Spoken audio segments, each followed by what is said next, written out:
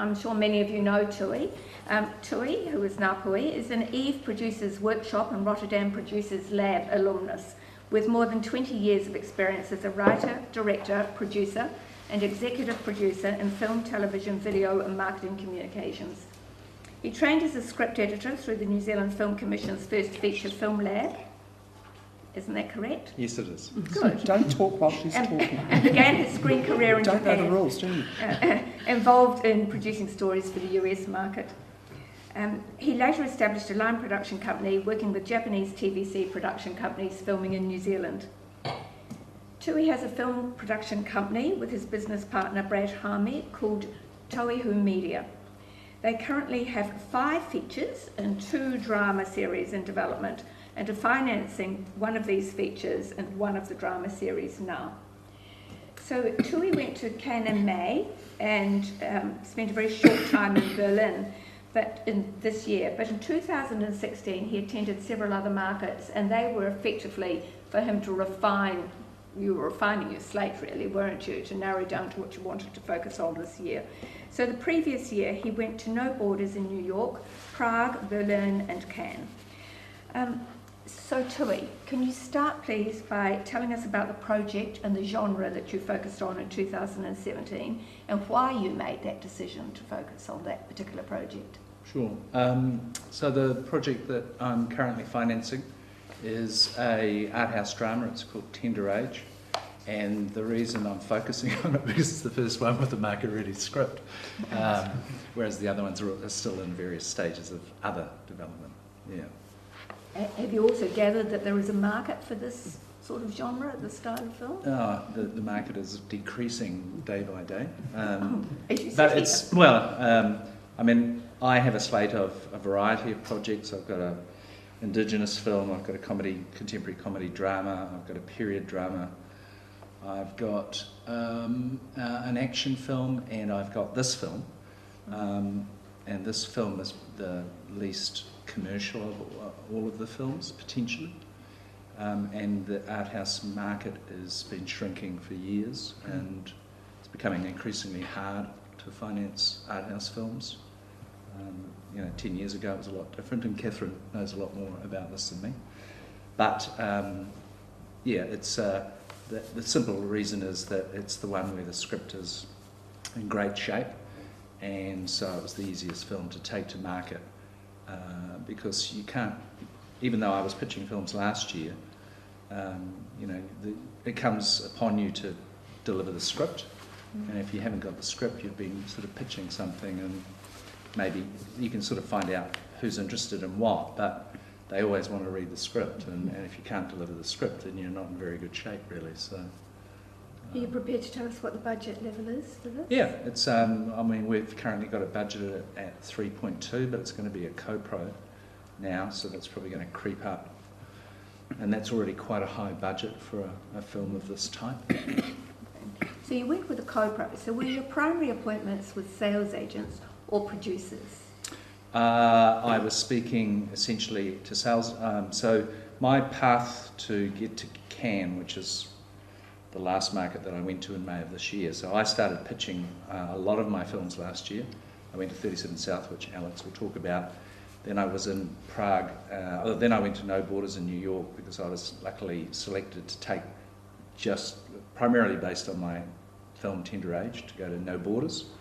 And then in Prague, once again, I was pitching to my whole slate, but essentially Tender Age. But through those 3 markets, I was able to meet the kinds of sales agents, more particularly for the film that I'm financing now. So this year, when I went to Berlin, less so because I was there for other reasons as well, but certainly Cannes, I'd already targeted all of the agents. I'd already had a lot of meetings with the sales agents that I wanted to speak to. There were a few that I hadn't been able to get to, that I was able to get to in Cannes. And I focused just on one film and those sales agents, trying to get it across the line and get the real interest in the film that hopefully they would pick it up. So does the fact you don't actually have your co-producer yet in place, does that affect the way the sales agents approach the discussions with you? Yeah, well, I mean, you have to give, you're essentially telling people your finance plan, and co-production's part of the finance plan. I mean, that's shifted quite late, so I have to readjust. So I'm going to have to go back to those people who have expressed an interest and tell them that it's now structured slightly differently, but that's not too unusual. I mean, things move around. Right. But it does affect the finance plan, so obviously it affects other things. Mm. And do you have sales agents who are interested? I have a small number of art house oriented sales agents, a couple of them are very keen, but my film is, now art house films are really difficult to sell, and even art house films, I've got people asking me, for bankable cast, and so they're waiting to see who we cast before they make any final decisions. Right. But everybody here has been to 37 South at some point, so I've got different questions. For Alex, it was his first visit to 37 South, so he's going to have a completely different approach. Tui has been numerous times, so I would just like you to... Not numerous times. I've only been once. Oh, you've only been once. Last okay. year. Yeah. Right. But you've been to numerous other markets, so that's what I really should A few. So, not as many as Catherine. Yes, Catherine's they've been to been to numerous. numerous. other Not as many markets. as Sue's the one Right, who's been to the most. Oh, and Sue's been to most. Right. Okay, well... That's because I'm older than them. I think you can still answer this question, Tui. So, 37 South operates differently from the other markets. Sorry? 37 South operates differently. I thought from Alex the was other going to talk about No, 37 South. he hasn't been to the other markets, so he can't compare it. You're comparing it. So can you please tell us about the key differences? Everything is organised for you. That's the key difference. You have to, when you go to the other markets, you have to organise it yourself. So 37 South, you put your projects forward. They scan them. You get selected to go, hopefully.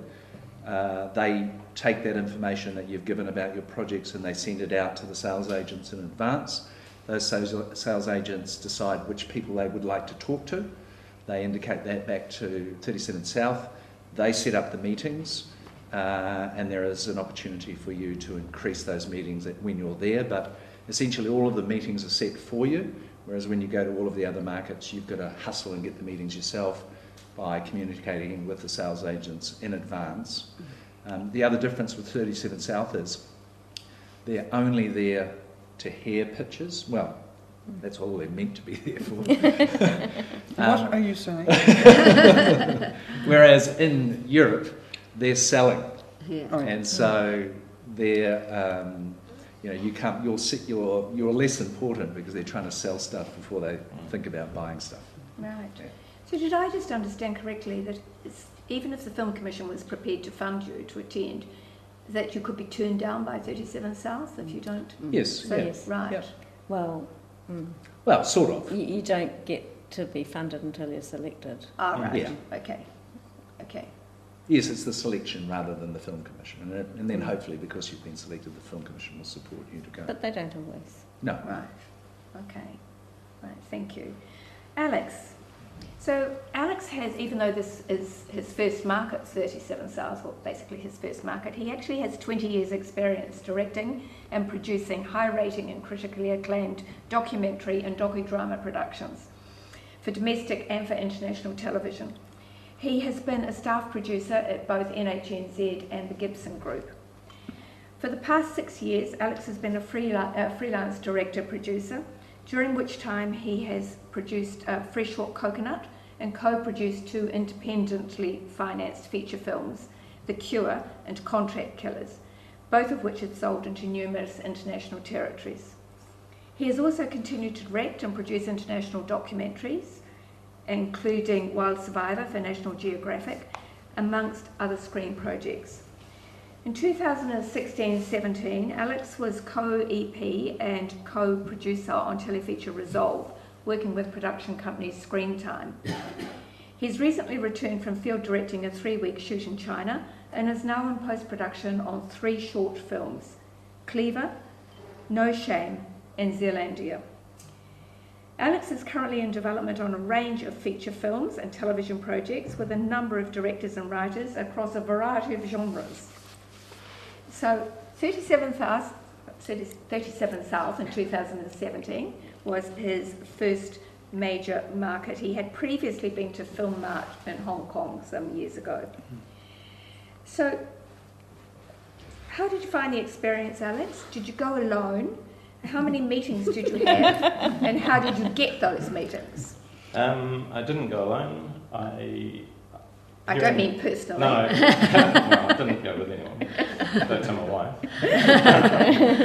I was listening earlier when you were saying this was my first market, and the likes of Sue and Catherine had had many, and I heard them silently saying, "Run, you fool!" I am, still very much an emerging producer, despite being very, very old.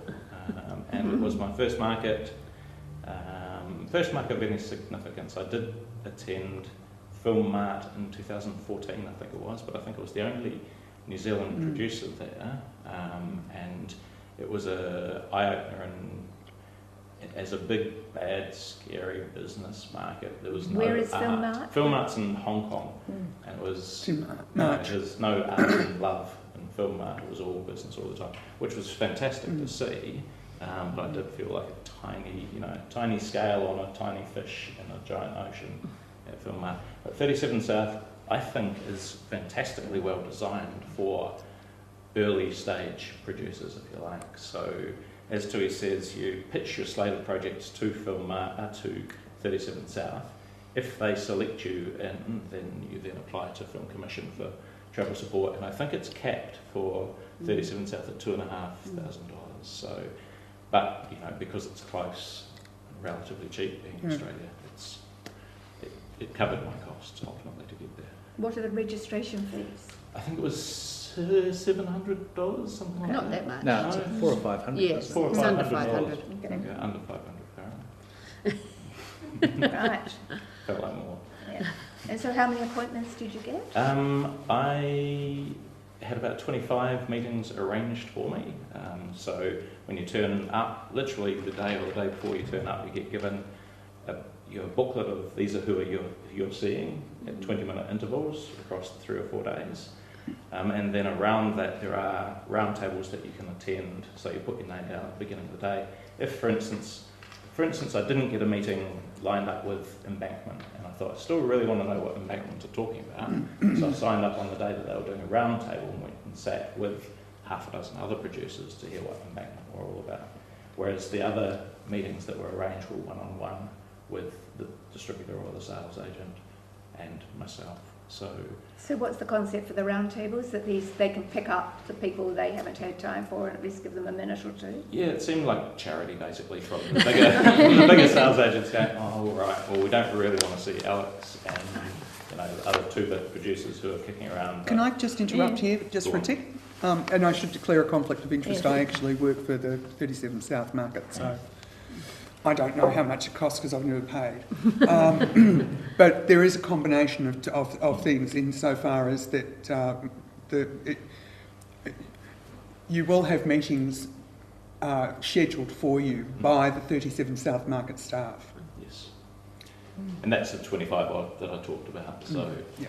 so they were all scheduled, and I was given my timetable beforehand. They were fantastic. And then, round tables or bumping into people at lunch and saying, can I come and see you? Have you got any gaps in your schedule? So I was able to see a lot more than the 25 meetings that I had lined up by quietly hustling and attending round tables and bumping into people along the way. It was very productive. You went with 4 features. Yes. So would you change your approach next time, or how did you approach this with 4 features? Did you have one you were favouring that you went with first? I've got 4 projects with EDF at the moment. So I took those 4 because they were the ones that Film Commission have chosen to support through EDF, so I could put my hand on my heart and say, there's some promise in these shows. And so I took a very basic 1 sheet for each of them, so a poster with some info on the back, but I took it on a iPad rather than a whole lot of hard printed material, and just scrolled through them and talked to whoever I was meeting with about those projects. So In no particular order? I did my homework on them before I went in, and so if it was a company who had a slate full of young adult features, I'd pitch them the young adult feature, and then I'd say, I've got these other things if you're interested, or if the conversation became all about that one project, then I just wouldn't bother with the others. Okay. And so what did you want to achieve when you went to this market, and do you think you achieved it? I wanted to get initial interest or initial feedback ultimately on the projects that I have in development, and it was a great chance to test those projects while they are still early development, and see if anybody said that's amazing and the way to make it amazing will be, and it was typically attached cast, that was something I did hear quite a bit. It's really useful. I found it really useful at this early stage of development to be able to go, okay, this is what people are responding to, and this is what perhaps they don't care so much about. So I'm able to spread my love over my projects accordingly, and if something's really hot, I've got one which was quite hot, and so I'm trying to expedite the development of that now to get back to 37 South in 2018. And as much as Tui's saying you need to turn up the market-ready script before too long, otherwise you're just the guy there with colourful posters and smooth patter. No, it doesn't go too far.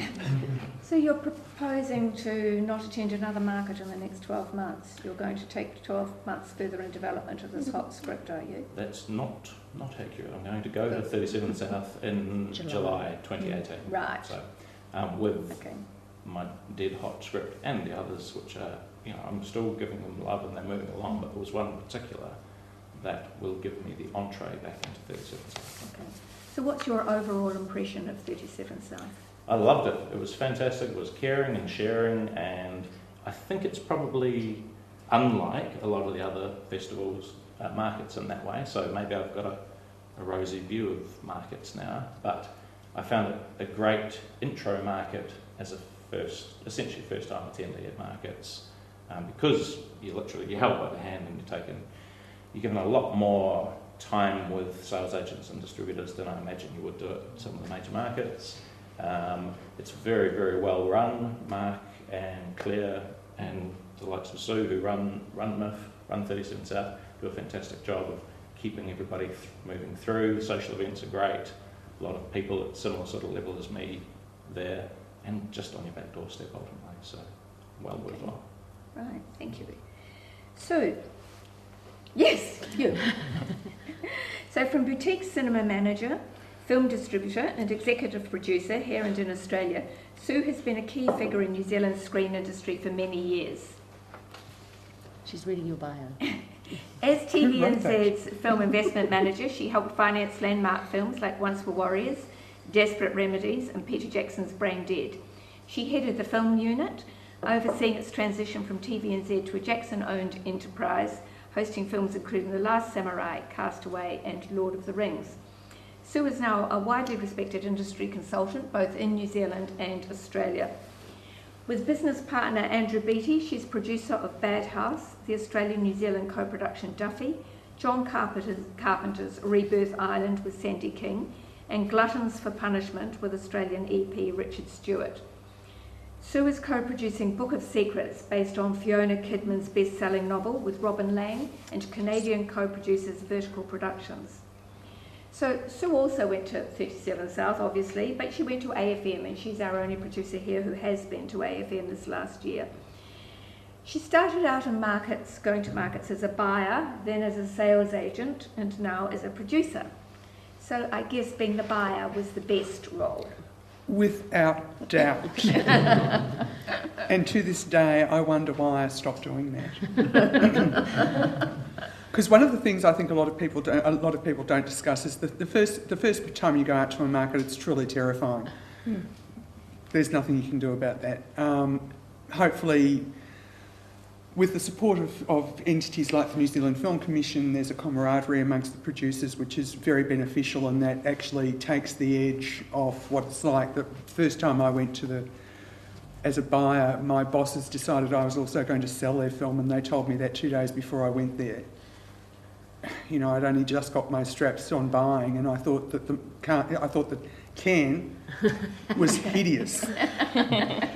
Absolutely, and that's a universal feeling. Everybody's first can, you find someone who's your first can mate, and you have that person for the rest of your life. But definitely being a buyer, which I thought sucked, in comparison was fantastic. You get taken out to dinner, You get asked if you want to go to Hungary to watch 40 films, which the answer to that was no. This was the 80s, guys, so... So now we're dealing with reality. Now we're dealing with reality, and the reality of it is that the market's changing exponentially all the time. Every time I've been to... I was also at Cannes privately this year, and also at 37 South. And between Cannes and the AFM, the climate's changed yet again. The overarching things that I took out of the AFM was that gone are the days where sales agents will sell any film, even if you're not asking for a minimum guarantee or an advance on pre-sales. Selling a film is extremely costly, and they are not going to pick up anything unless they think they can sell it. That wasn't necessarily the case about 10 years ago, but it certainly is the case now. You would have noticed Alex and talk about having cast. That's become even more important now, which for New Zealand does make things a little bit difficult because they are asking for named cast. And that is where the power of a co-production can come into play. It gives you more opportunities in terms of getting marquee value cast in place. Pre-sales basically have dried up unless your director is a named director and you have named cast. And MG, minimum guarantees, are there, but as producers you want to be cautious about the ongoing consequences of asking for a minimum guarantee. And the ongoing consequences of that can be increased sales commission and increased marketing costs. And there are particular sales agents that you would like to lock down your marketing costs as you are contracting, because otherwise you will find that you are paying for extremely expensive market attendance. How does one get to know who those sales agents are? Ask Sue. You can Talk to Sue. well, I mean, Catherine's you've dealt with a number of different sales agents. Oh, you tend to see the cut of their jib fit pretty early, Right. and there are some sales agents that are notorious for it. Right. And screen agencies have now taken a harder line, so you'll be able to see who those are by the contracts. So everyone needs to do their research. It's before absolutely appointments. vital. So how do you approach your research, not just practically, but also an attitude? You were talking to me about the fact it's a privilege to get a meeting. And so Yes, and that can be quite demoralising for producers. There are some sales agencies who will not take meetings at markets with producers because they're there to sell. The more resourced sales agencies have head of acquisitions, and it's their job to be meeting with you while you're there. So that makes things a little bit easier. But generally, even if there are some friends of mine that I've known for a long period of time, I just simply can't see them at Cannes. Because, sorry, it's the Australian accent. Because it's a very expensive market. When I was a sales agent and I went to Cannes, it cost us $80,000 for the office, all of the materials, the travel, the transport, things like that. And you're supposed to make that back off your percentage, which varies between, if you've paid an MG, 25 to 35%. So you have one bad market, it's really quite financially crippling. The AFM, I think, costs about 40, and it's quite a short market. And it's not held in particularly high regard in New Zealand or Australia, largely because in the early days, the history of the AFM was, actually I shouldn't go into this, it'll take too much time, but they wanted to wipe Milan off the map, which used to be in Italy in November, and they succeeded in doing it. But the way they did it was there was a lot of questionable content, quite schlocky. It's easy to get into the to the Lowe's area, so you find people that will come up to you and say, you know, I've got this great idea for a feature film, blah, blah, blah, blah, blah, and they've got absolutely no experience whatsoever. So it can be quite disconcerting.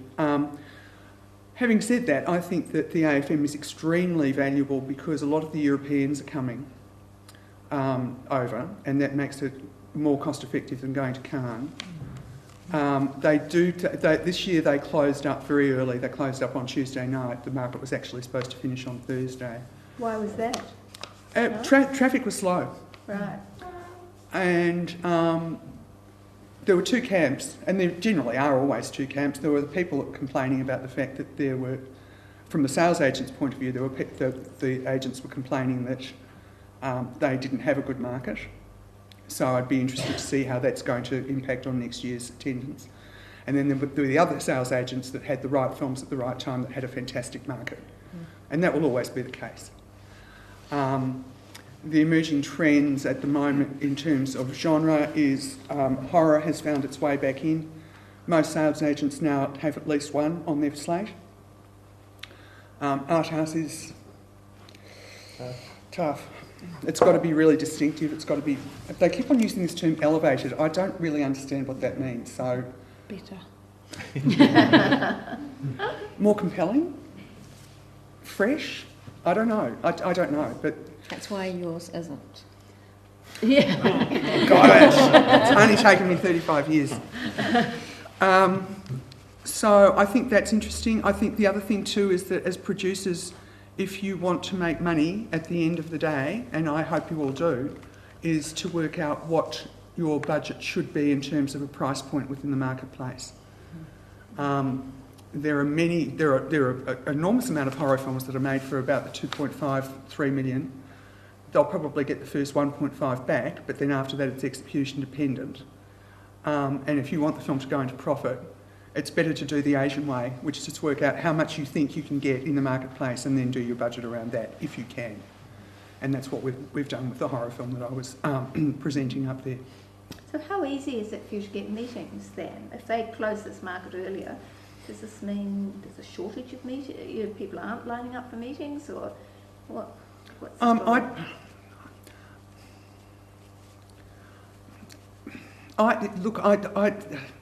It's hard to judge. There were some people that were in the... There were a number of meetings that I had where I heard them say to producers that had come to the door, we don't do producer meetings at this market, and yet I was there as a producer, so... So you didn't have all your meetings sorted before you went? Most of them, yeah, right. Most of them. Okay. And then also, Maybe they were ones that didn't have their meetings sorted before they went. Maybe they were, maybe they were. And it's always good to make people laugh as well, don't ever forget that, because they're tired and they've been talking and pitching all day. Most of my meetings that I had with women, they all took their shoes off. My goodness. I know, it's weird. And started to look like they were going to go to sleep, which really sort of didn't help that much. I find actually that staying for another couple of days afterwards is beneficial, because you can catch up with the people that you haven't caught up. So a lot of the people that I wanted to meet that were in Los Angeles, I met after the AFM. I just find that, and similarly at Cannes, I find going through London afterwards to meet up with people who, you know, sometimes they just simply don't have time to see you at Cannes, and when they're on their home turf, they give you more time, they give you more attention. I was interested, one of the comments that came back from, I won't say who, one of the sales agents that was at 37 South, he said, you know, all I do is sell horror films. Why was I sitting there listening to someone pitching me an art house film? I nearly fell asleep. Okay, maybe that wasn't quite the right marriage. So why did you go to AFM rather than another market? Because budgets are tight, you haven't got lots of money for travelling. Sorry, I've got no money for travelling. I wouldn't have gone if it hadn't been for the NZFC, let's be straightforward. Okay, but then you could have gone to another market as well. So what drew you to AFM? The 3, 5, 7 sales agents I'm talking to at the moment were all going to be there. Right. Not 7 for the same project. Okay. And I must admit that I personally still struggle, and I'm interested to hear what other people say. You know, when you go out into the market, you pitch to a number of different sales agents, and if you get a situation where you're lucky enough where 3 of them come back and say yes, they want to proceed, it's especially if you've known them for some time. It's a tricky old road, that one. A great one to be in, but still tricky if you want. And you know, the other thing about, I think is very, very important about this is that this business is based on relationships. And you build those relationships. You don't get them at your first market.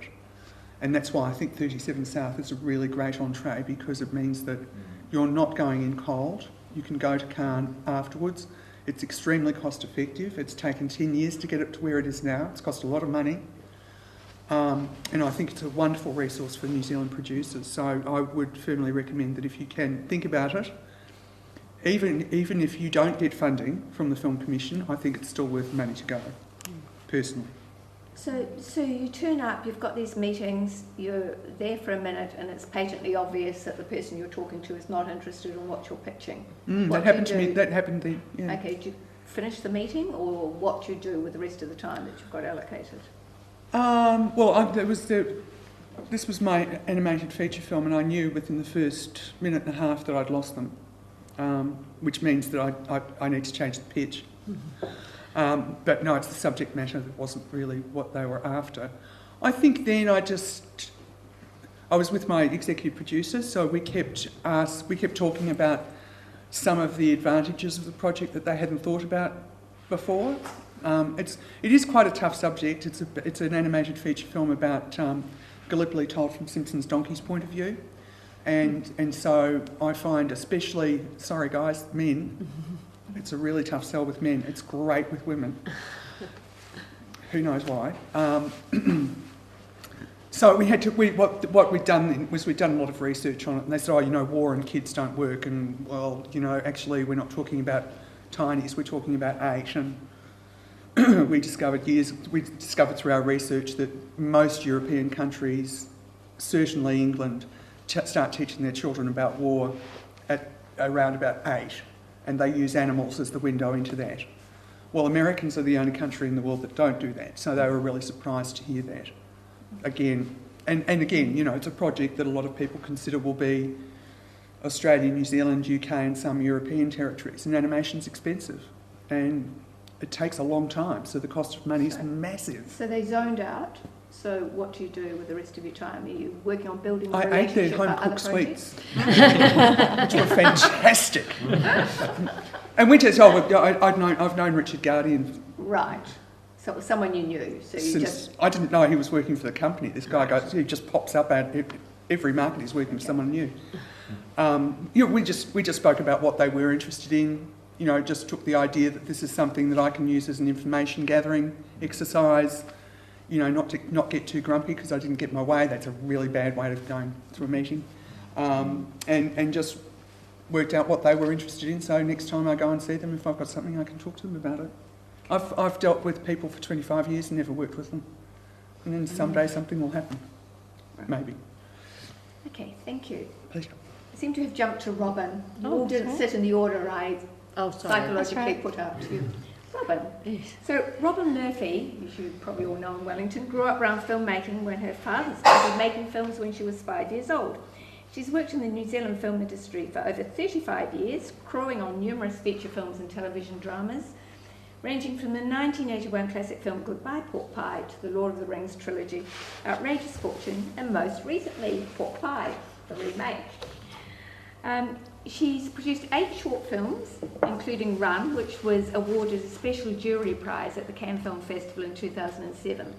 In 2016, she launched the web series Potluck, which I hope you've all watched a few episodes of, with writer-director Nez Simons, and she also completed her latest short film, Sparrow, with writer-director Welby Ings. Robin has a slate of feature films in development, with Welby Ings' feature film Punch at the forefront. Having received ADF funding in early 2017, they anticipate going into production with Punch in late 2018. So I'm presuming you were out there selling Punch. Yes. So Robin went to Cannes and 37 South. 37 South was actually the year before, in 2016. Okay, yeah, right. Which is when I first took Punch to market. So you've had an interesting history going to Cannes. You've been going for a very long time. So can you tell us about that and tell us how it's changed and how do you find it now as a place to do business? Well, I actually first went there in 1983, which was my sort of OE experience happened to coincide with Utu, a film that my dad directed and that I had worked on, was an out of competition, and my current boyfriend at the time was an actor in it. So we actually got 3 nights accommodation at the Carlton Hotel for free. But we were just kids, really, and I wasn't there for business. But it was a very scary place, especially having landed there from first time in Europe and stuff like that. But so yeah, and then 20 years later, I went back there in 2003 as a producer. I was pitching a feature film that still hasn't been made, but you know. And since then, I've lost maybe 3 or 4 times. Probably the next time was with Run, the short film that was in competition, and then maybe another 3 times since then. This year it was kind of, I feel like a bit of an imposter actually, I have to confess, because when I applied for the funding to go to Cannes, it was quite a long time before Cannes, and in the interim we actually found a sales agent through Catherine, who was in Berlin, because Catherine and I are working together on the project. And he was very keen that I not pitch it to lots of sales agents. But I did also have a couple of, but I did investigate some co-production possibilities, but that sort of led me to believe that it wasn't a great idea for that project. Just the sort of, it's a very New Zealand-based project, and it just doesn't really, even though we think that the style of the film is quite European, trying to do a co-pro in Europe with something that's completely set and culturally relevant only to New Zealand is just too far a reach for co-productions. But I also I've had 2 projects that I've been working on, which are Irish projects. One's an Irish-New Zealand co-production, and another one's purely, and I've just, the writer, an Irish woman, was living in Wellington. I met her, I said, this is great, I love your script, and I sort of put her in touch with Irish producers, and I'm still kind of attached to that. So I used the opportunity, like Sue was saying, you know, after Cannes I went to actually before Cannes I went to Ireland for a week, and I met with my other partners there, and that was all part of my proposal to the Film Commission as well. So for me it was about, you know, using the resource to hit as many bases as I could while I was over there. So I was able to meet with a writer in Ireland that we had recently enlisted and talk about the projects. And we did try to find some development money for one of those projects. Unfortunately, that's still an ongoing issue that we're trying to deal with. So I sort of ended up not doing heaps of sales agents meetings, but I did do some mainly to do with my Irish projects. And I also, of course, met the sales agent who I'd only Skyped with up until that point. So that was really great. We did a meeting, and then we also bonded at a lunch, the sales agent lunch, which the Film Commission put on, which is actually really good. The Film Commission puts on the sales agents lunch, and you get to mix and mingle with other sales agents. So I met with a few other people, but also spent some time with him and got to know him a bit better. So it was, you know, it was still a really useful trip. But I was kind of lucky in a way I didn't have to do loads of pitching, but in previous Cannes I've been to, I've definitely spent a lot of time researching, you know, contacting people, pitching the project on the email, trying to get them interested enough to It was really easy the year that my short film was in Cannes. Everyone was quite happy to meet with us, well, me and the 2 directors, about the feature film we're working on, which I didn't end up actually continuing to work with those guys, but that's another story. But made lots of good contacts. If you go with a short film, do the festival organisers help you a bit? No, not in terms of meetings. In fact, so one of the reasons I applied for the funding was I was hoping that Sparrow, the film I'd done with Wellbeings, I was, maybe it'll get into Cannes, but no. So that was also a motivator for me. But despite that, my funding had been approved, so I was using the opportunity to further my slate as opposed to... how has it changed? What's it like now, and what's it like now as a place to do business? Well, it's...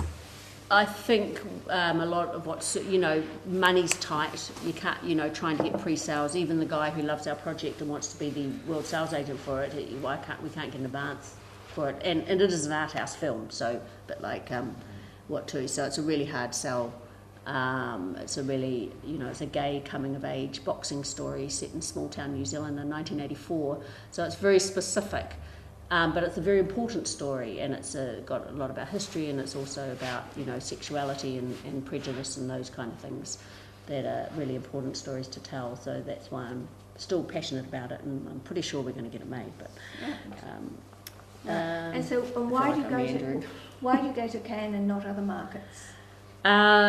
Timing. It was the right timing for me, But and you've always got to Cannes, yeah, so. like I would have loved to have gone to Berlin, but I wasn't actually able to physically go. I was in the middle of a production, doing my paid job, which is not producing yet. Right. So a lot of it's, and also the fact that there's so many people who come to Cannes, so it's actually a place where lots of people come. So there's a really high chance that you're going to get to talk to the people as long as you can get your foot in the door. A really wide range of different sales agents and so forth. So that's one of the good things about it. Is quite a big range of people that go there. So a lot of doing business is about building relationships, Yes. maintaining relationships.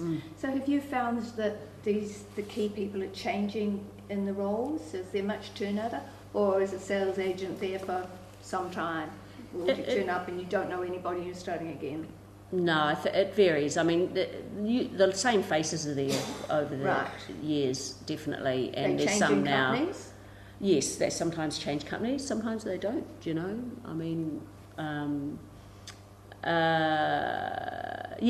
they do change companies, and I mean, one of the big from 1983 even to 2003 was in 1983 nobody spoke English.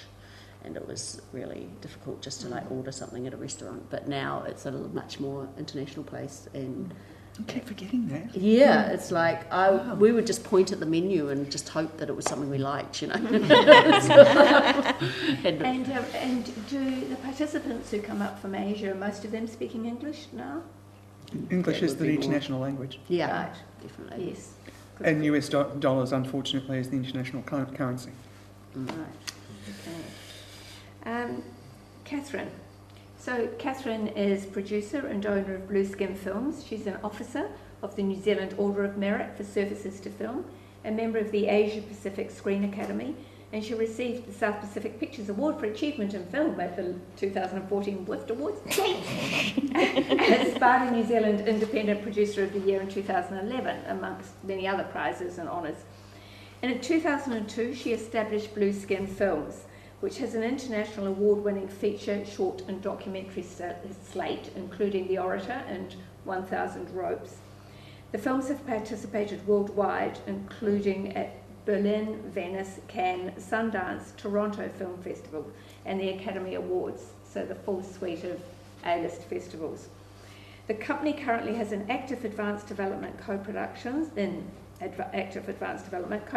with Scotland, China, Korea, Italy, the Netherlands, as well as some specifically New Zealand projects. Catherine's latest release is Don Selwyn, Power in Our Hands, which was made for Māori television. So this year she went to Berlin and 37 South, but she had more time at Berlin than Tui, so we'll get her to talk a lot about Berlin. So what do you like about Berlin, Catherine? As a festival or as a market? As a market. As a market, it is very German, which means it's fantastically well organised. It's very compact. It's the middle of winter, and so it's below zero usually outside. Is that a plus? Yes. And it's very concentrated into the Martin Gropius Bauer building, which is a huge, beautiful building. But also there are quite a lot of stands and meeting places in hotels, but it's all within 10 minutes walk. I'd gone there several years before I discovered there was a shuttle between the different venues, and I thought, and it was true, it takes longer to go on the shuttle than it does to walk. So it's very, disability friendly. So it's so contained. Of course, like any market, people are selling first and foremost. But later in the market, like all markets these days, tends to finish 2 or 3 days before it actually finishes officially. I think that's because really people concentrate their efforts in the first 5 days of the festival. So you mean they keep the location open? This is the closing date, but the venue stays open and No. What happens is, say, in the Martin Gropes Bow building, it's officially open till Wednesday. It finishes on Wednesday, so it opens on Wednesday, finishes on Wednesday. There's nobody there on Tuesday. Right. So everyone's packed up and gone home. Mostly go home on Sunday. So is there any merit in staying to the end or not? It's different. You can get good meetings at the end. And some people are there on Monday, Tuesday, even Wednesday. And that's when you're going to have the best acquisitions meetings. I would say for Cannes, if you go, you should actually plan to stay the whole time because you won't get any decent meetings before the Wednesday, which is the end of the market. It's almost because a lot of people, if they've got films in competition, will be staying till the awards ceremony. So they'll have closed the stand, but they're still around. So you're much more likely to be able to have a coffee or a drink with them. And they will be tired and frazzled and ready for a holiday. But you can get a meeting. So they are still reading their emails even though they're up to their necks in meetings? Oh gosh, yes. Yes, they are incredibly efficient machines. Sales agents have. Well, the ones I want to talk to are very efficient. And the other tip too is that the last 2 days of Cannes, if you've got a market badge, all of the films that are in competition are screened over those last 2 days. And this is the first time I've stayed for that one. That's great. It's fantastic because the year before I didn't see a film. It's like, what am I doing? This is ridiculous. So I just spent the last 2 days, and actually a lot of the sales agents were there, catching up with the competitors, getting a sense of how films were. It was interesting because Protagonist was at the Hanway film Killing of a Sacred Deer, because Protagonist had done The Lobster before. So I think there was a bit of rivalry going on there, and they're sort of going. And when I came out, just takes himself too seriously now. So, Catherine, how did accompanying a feature film alter the experience you have at the market? It's completely different.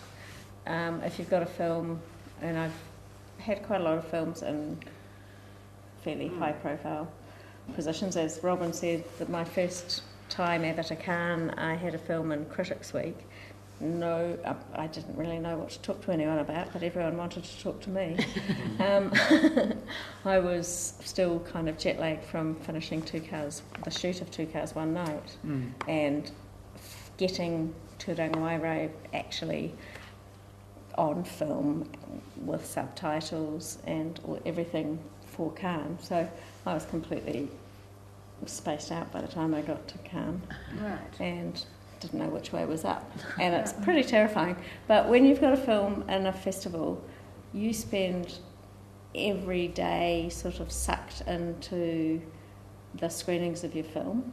Right. So there's lots and lots of screenings. You have to do Q&As. You have to you do great media of things. You go out for lunch and you do functions, and there are everything's very organised, and you're usually looking after your director as well, who's even more stunned mullet than you are.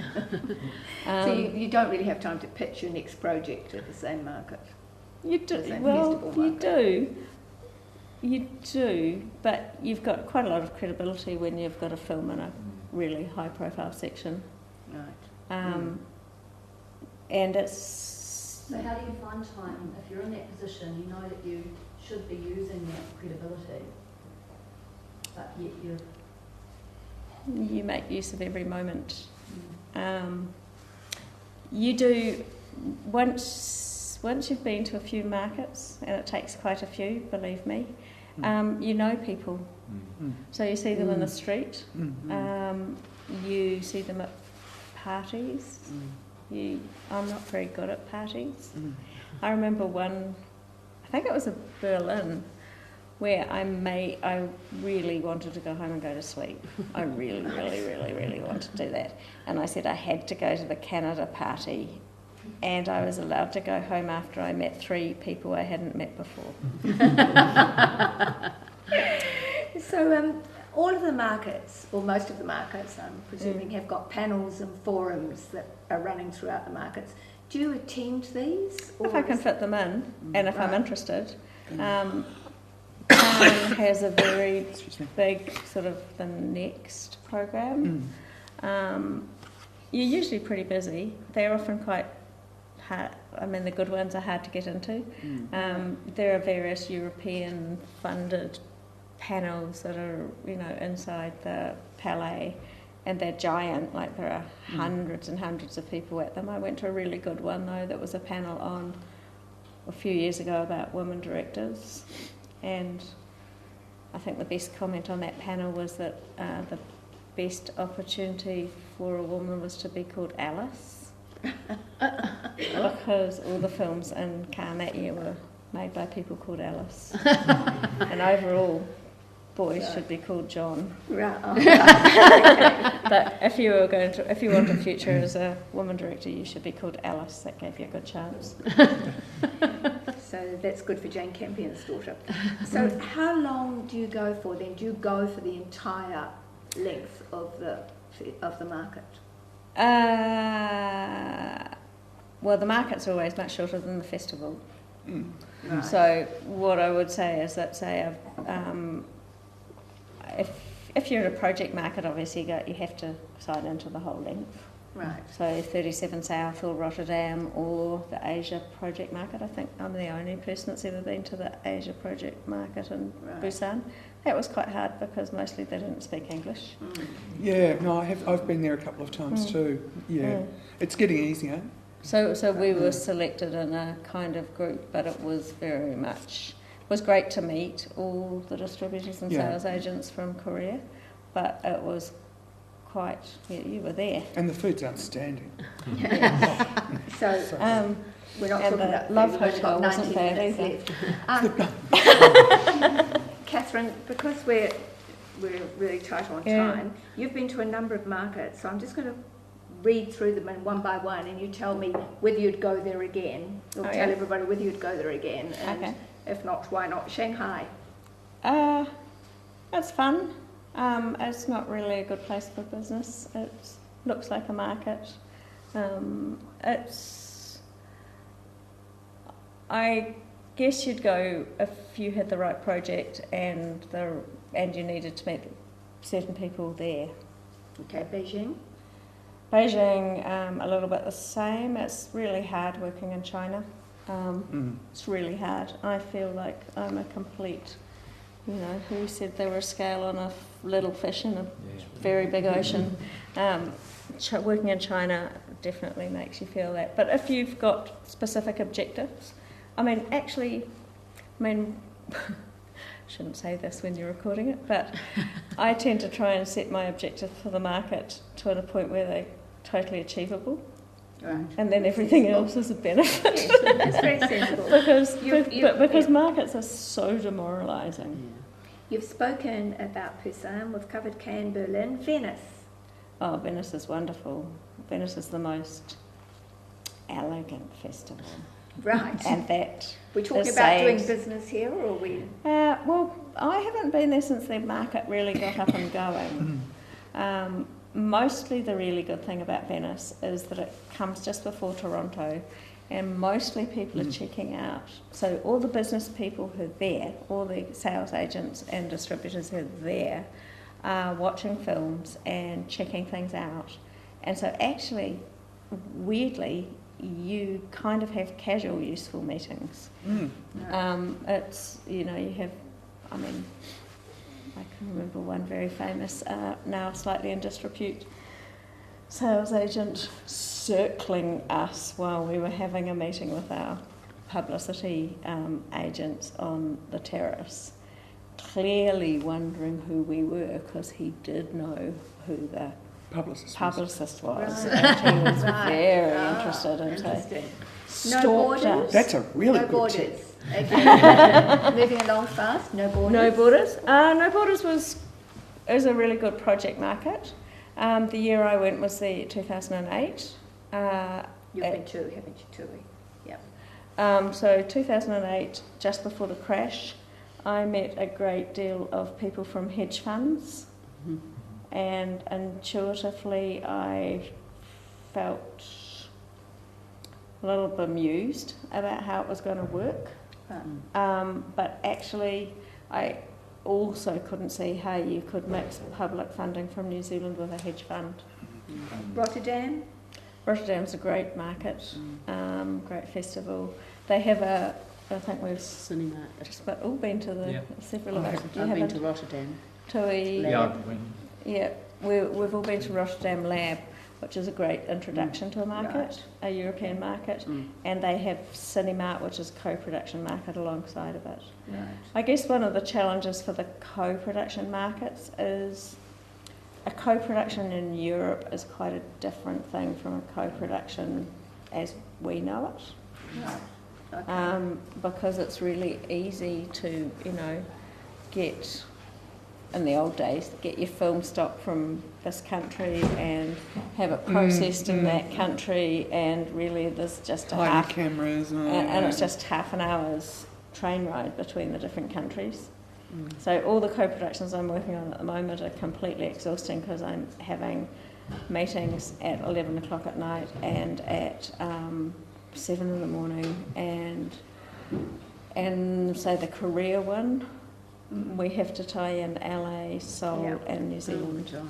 So, sorry to cut you. We've only got 15 minutes left. I've got a myriad of questions here that I was going to put to you all. But before I do, which we could do in a quick, you've got 1 second each to answer these questions. But is there anything burning that any of you want to ask? Or shall I just fire ahead? Obviously nothing burning, no time to waste. All right, okay. You have to qualify for 37 South, or however you like to put it. Can you attend any of the other markets, or do you have to qualify in some form to attend them? Can you, if you're a producer, you can determine you're going to go to Venice, you're not worried about getting the money, you've got the money, you can pay for yourself to go, you can just go, can you? You can get in. You pay your registration, that's You pretty, have to, that's a big hurdle. It's a huge hurdle, and there should be there are some things that you might not get into. Right. Yeah. You might not get into the Producers Network if you haven't published a feature film, for example. Right. Yeah. The Producers Okay. Network at Cannes is fantastic. Okay. Do you set up all your appointments before you leave? Yes. Yes. Well, With yes, but then there are serendipitous appointments. Get them there. Right. You can get them Right. there. Do you use the market's online system? Have they got an online booking system, any of St them, where all Andrews, the delegates are there? I mean, St Andrews good. That's It's sort not of a universal. booking system, but It's it's not a a booking system. it's a It's a- reference and research. It's a Filofax. Yeah. Right. Yeah, it's got all the contact details. and for most all the markets companies. actually do publish a list of attendees anyway. Yeah. Mm. But Right. St Andrews covers Berlin, Cannes, Yeah. AFM. Yes, it does, but its app on a phone is no good. Right. Yeah. It needs to be done on a laptop. Yeah. So you've already answered, I think. My question is, are there ever opportunities for appointments that arise on the ground? The answer to that is obviously yes. And actually, I was going to say about Berlin. I mean, I got 2 meetings wandering around the stands when they were pulling them down. The sales agents are there; they're taking their posters off the wall, and they're finished essentially. And you can just, I kept cruising around trying to find the people, and as soon as I saw them, bang, I was just in there, and you can sit down. You can actually have a decent discussion with them. The pressure's gone. It's quite a good time to talk to sales agents. Is it ever a USP, a unique selling point, to be a New Zealander? Does anyone ever go, oh, I've always wanted to go to New Zealand, I'll give you a meeting? No. No. In fact, fact, there was one sales agent that I have huge respect for. Talked to their acquisitions person at Cannes and said, are you going to 37 South by any chance? And she said, have you got any idea how far away Melbourne is? Yeah, it's about 4 hours closer than New Zealand. She said, why would I do that? The other thing you can do is, particularly with the larger sales agents that have got a few people there, you can actually just go up to the counter and request a meeting, and sometimes you're lucky enough to get one. Right. I got one with level K and CAM, which was fine. That's a good clue. Yeah. Yes. So you're pitching verbally. Do you take any material with you? Do you take Yeah. all of you? Did you, Alex? I took it You on took an a plan. iPad and I found that was Yeah. good. And I was told before going that not to take too much bulky stuff because the rubbish bins at the airport are full of They are. flyers and sales agents leaving the country, biffing the heavy stuff. Right. So I tended to email it out to people Yeah. after the meeting. Afterwards. So you don't send anything beforehand to tell the person what you're coming about? 37 South, they get the Oh, little yes, dossier. you do, of yeah. it. So they've got a Yeah. pitch document. But the others no? I on the project that I was pitching in Cairn this year, so I had a one sheet, I had a director's profile, I had a director's treatment, and we had a script, and I would, depending upon who it was, I would send them usually at least the one sheet and the director's profile and I'd write a little email with the log line in the email. Right. And I did lug my director's treatment around, just one hard copy of it, to show people, and that was helpful. I wasn't giving that to them to carry because they would have just I would have dumped biffed it. it. Yeah. I do often do little A5, is it? yeah. The little Yeah. flyers. Yeah. Mm-hmm. Because I just sometimes think it's quite good to have something tangible, and they might look at, even if they throw it away, at some point they might look at it in their hotel room, or but that's just me. I'm a bit of a Luddite. I always think it's nice to, when you to do a follow-up and thank you to every Yeah. person you meet, so to send something that reminds them. To be honest, they mostly don't remember. Yeah. I mean, one really good thing that, the thing is, don't go too early, and, people don't want to see the same project coming up years in a row. Oh yeah. But there was a couple of years ago at 37 South, there was a producer who said, don't believe that, because we finally got this film made, we had it in the breakthrough screenings, and all these people really want to have a meeting with me that I've been talking to about it for about the last 7 years, and they had no recollection. Yeah. And now they really liked it, now they could see it and wanted to bid for it. So they're meeting hundreds of people. Yeah. So the thing is to become somebody they remember. Yes. Yeah. Mm. And actually, for me, it took me about 2 markets to be able to remember them. Yeah. Right. Mm. And the first market, it was like I had to write little notes about what they looked like and stuff so that I could remember. I mean, nowadays you can get images so easily on Google, but I finding what you remember about them, but they do move. They do move around companies, Right. so they won't always be at a company that wants something that you have, but if you can develop a good relationship and ascertain who they are, then, they pop up at another company. Mm. And how does the NZFC help you when you're at markets? What do they do? Some of them, they have stands, don't they? But Well, in Cairn they actually give you like a whole office and a veranda, and they give you Wi-Fi. It's actually amazing at Cairn. You can go, and not many other countries do that, I don't think. And they didn't used to, No. so it's It's a a really bit- good thing. Yeah, it's On the other hand, so you can just go and chill in their space and make some phone calls, and then make a cup of tea or something, and then go off to a meeting. some people have meetings there. Yeah, you can I- have meetings there too. The other thing Usually they avoid it. do at Cairn is this year they brought in 4 sales agents, Oh, that's right. and they'll have 6 slots. Oh, They'll bring them in for 2 hours. You get an email, you quickly put your hand up and say, I'd like to have a meeting with them, and so you'll be able to go to the NZFC office. 15 minutes or You something. get 15 minutes, and then the sales agent's gone again. And actually, they had good sales agents come They in. did, Who yes. did they I have? did a few of those. So they had They had Emily from AMC. they had Embankment. Hillary came in. Yeah. They had a couple. Bankside. Oh, sorry, Bankside. Bankside. Yeah. Yeah, and they had the They had a couple of good outfits from the UK, quite commercially oriented, but mid-sized. So just Can, or do they provide some support at 37 At South? 37 South, the Film Commission were off-site with the other state agencies, so across the road from the forum where most of the pitching was happening. So they were in with the other Australian state agencies, and for me, they were able to introduce me to a number of the state agencies because they'll be talking and saying, oh yeah, we've got someone coming through, Alex has got, and then they'll introduce me to that agency who would then introduce me to a producer from that state, and so I was able to meet a couple of potential co-producers that way. So that was intros from the Film Commission. That's the first time they've ever done it. So Yeah, I was really gonna what say that, 37 South set themselves up actually so that you meet other producers at lunch.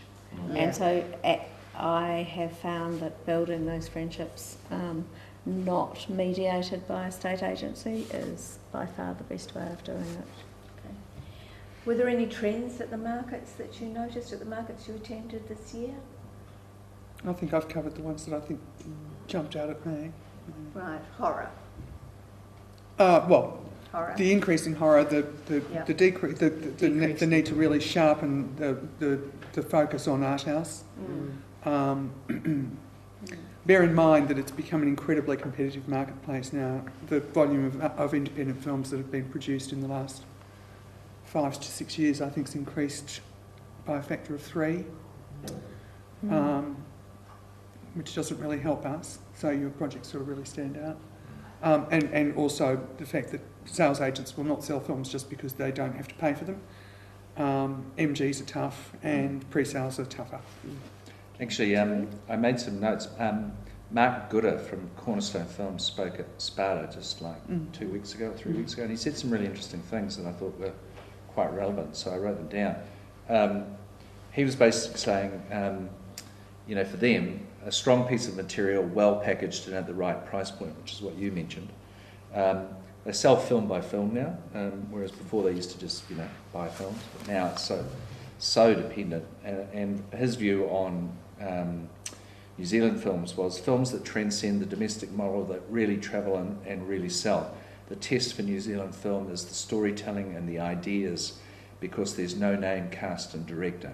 And that's the other thing which we've already touched on, is this huge demand for you to try and get cast into any bankable cast. And New Zealand doesn't really have too many bankable cast, which is why... I haven't actually found that so much. In fact, even when dealing with the sales agent that we had for Punch, his attitude was actually... stars don't sell films.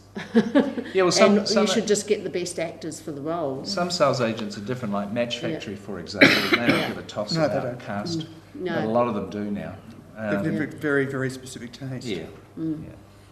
Sometimes it's a reason to tell you that they don't like it. Yeah. That's true. It's a hurdle they're giving you. Yeah. That's a point. At the And you don't need cast for horror, by the way. At the Auckland Don't listen workshop, to anybody that says that. someone mentioned AR/VR. Did you notice that anywhere? Everywhere has it. Probably the first place I've been recently where it was really exciting and creative art was Adelaide. Oh, interesting. They had a strand that was really creative work. Otherwise, it's sort of experiential. Experience. It's like kind of, I think it's fun things to do in a mall. There is actually another trend I forgot to mention, and that is that what's described as smart investors. So people that have got equity that are interested in getting out early, gap is very expensive, and they're the first ones that come out. And these people have got money. If they've got money, they want to be in that first position. What that does mean, though, is that they're actually not just going out to dinner parties and saying, I just invested in a film. They actually scrutinise the deals, and they do due diligence on sales estimates that are supplied in order to test the rigour of the case that's put forward. So it's very interesting, I think, because of course that ultimately means the money's cheaper, because you're not paying huge EP fees, you're not paying establishment fees, blah blah blah blah. So you've all talked about how difficult it is out there in the market these days. So did your projects progress through attending the markets you went to? Round the table, Alex. Not directly because of the markets, but I was able to get a better sense for what might work amongst my projects and what I should do to my projects to make them work for future sales. Okay, Tui. Yeah, I mean, I've got 2 sales agents that I know I can, who have expressed, you know, I think genuine interest in the project. Was this through the market? Yeah. I mean, it was across a series of markets, but, you know, essentially out of Cairn. Yeah. Right. Okay, Sue. Yes. Okay. Catherine? I'm kind of trying to think about whether it's yes or no. Because they're progressing all the time, Yeah. but without that personal contact, Yeah. they probably wouldn't be progressing. Yeah. So it's hard to say. And I mean, I know that there are a lot of people, relatively small number of people, that are actively tracking Tusi and wanting to talk to me about what he's doing next. So even if they're not interested in buying or representing him right now, they're certainly tracking him. Okay, Robin? Yeah, I sort of agree with Catherine. Sometimes it's not easy to discern a specific outcome from a market, but the relationships are important, and often the work is actually going on beyond the market, you know, and that's sort of really helpful. And I think just the networking and going into markets is a really important part of being a producer. Right. The hardest thing is, and why I sometimes don't get assistance from the Film Commission, is you need to have very measurable outcomes from their assistants, and you need to report exactly what this meeting resulted in and how it progressed things. And really, over the years, the things that have progressed things the most have been the ones I didn't know were doing it at the time. Right. The door has There you opened.